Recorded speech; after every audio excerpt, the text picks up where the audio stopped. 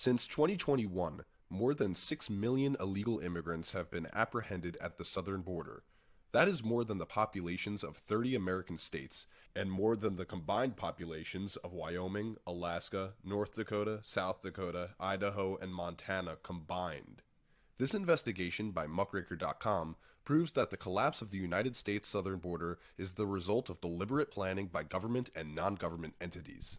This story takes place inside the Darien Gap, the artery connecting North and South America, where the mass migration pipeline to the United States begins. To put it simply, migrants who cannot fly into any North American country first fly into South America, most frequently Quito, Ecuador, due to its easy entry requirements. From Ecuador, the migrants cross into Colombia, and then trek across the Darien Gap, a lawless section of jungle where migrants are frequently raped, robbed, or killed. Those who make it across the jungle find themselves in Panama. This is where our story begins.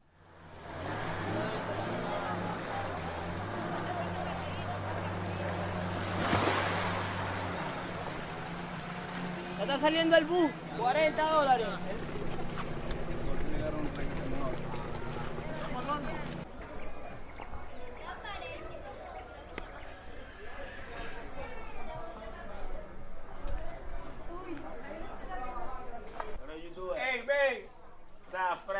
Bueno, ¿qué país?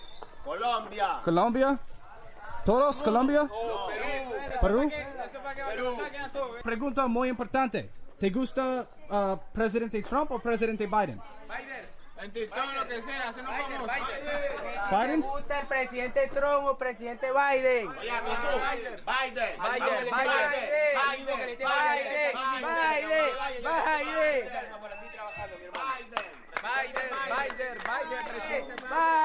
Está bien. Con Biden estamos firmes en la lucha. Biden. Un momento, hay una 4 buses, padre. Mucha gente sin plata. ¿Qué país? ¿Todos de Venezuela? ¿Venezuela? ¿Qué país? ¿Qué país? Venezuela. ¿Todos Venezuela? ¿Venezuela? Venezuela. ¿Ya? Immediately after migrants enter the camp, they are processed by Panamanian authorities and catered to by various international government and non-government organizations. A few on the scene include OIM, Red Cross, UNICEF, HIAS, European Union, Doctors Without Borders, UNHCR, and the Norwegian Refugee Council. All of these organizations play a role in a carefully planned mass migration pipeline. Although Panama, the rest of Central America, and Mexico offer safe havens where migrants can seek refuge, nearly all migrants will head to the United States.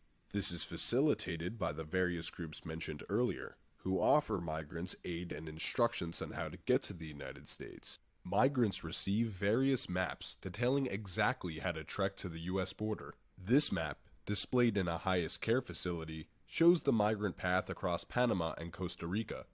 In this footage, a highest worker can be seen explaining exactly how to cross Panama. ¿Cuánto es el costo de ese bus? Ese bus le va a cobrar $40.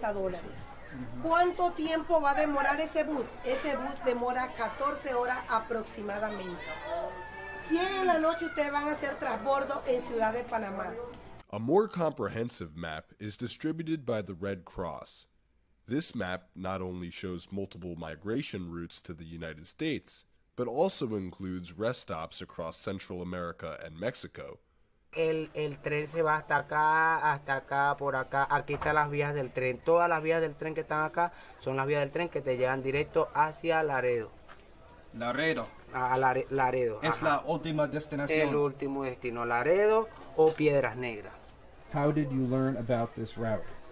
Porque ya personas han pasado por acá y ya nos han indicado el destino por el destino donde tenemos que pasar. Y acá nos dieron en la Cruz Roja, nos dieron este mapa para identificar las rutas por donde nos vamos a ir.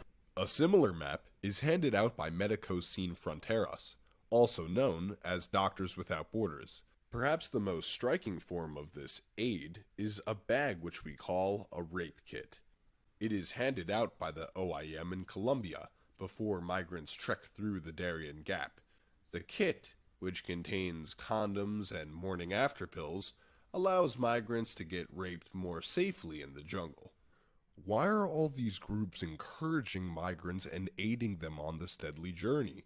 Why is this happening on an organized industrial scale? And why does the U.S. border remain wide open?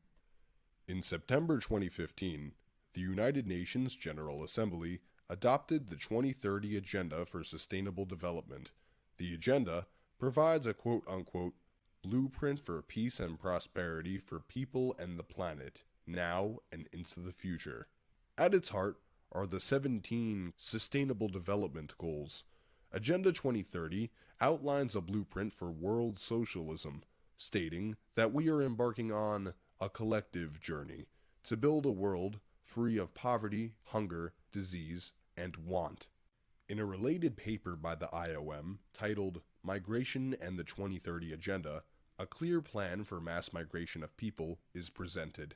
The report begins by stating, the 2030 Agenda recognizes migration as a core development consideration, which marks the first time migration is integrated explicitly into the Global Development Agenda, and further states, quote, it is possible to link migration to every goal in the 2030 Agenda. Shockingly, the report refers to migrant men, women, and children as agents of development.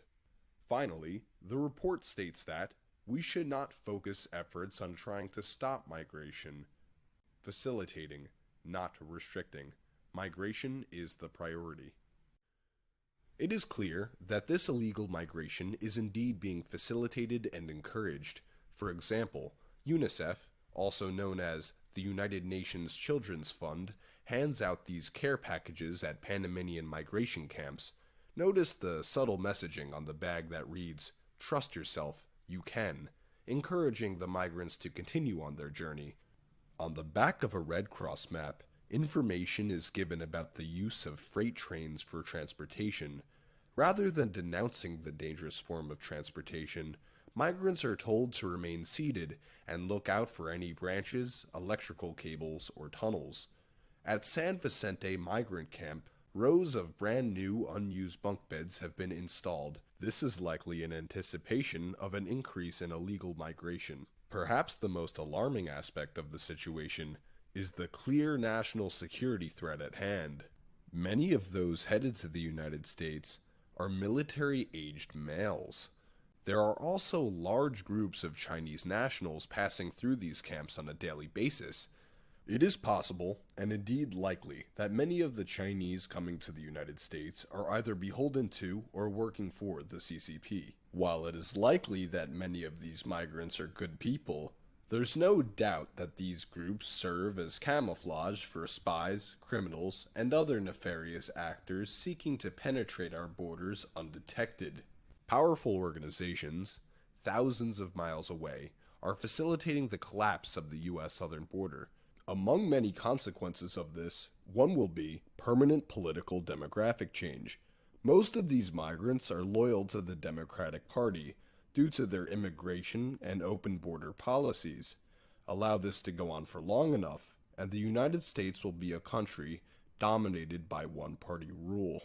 If the American people don't act soon, the United States as we know it will be gone forever.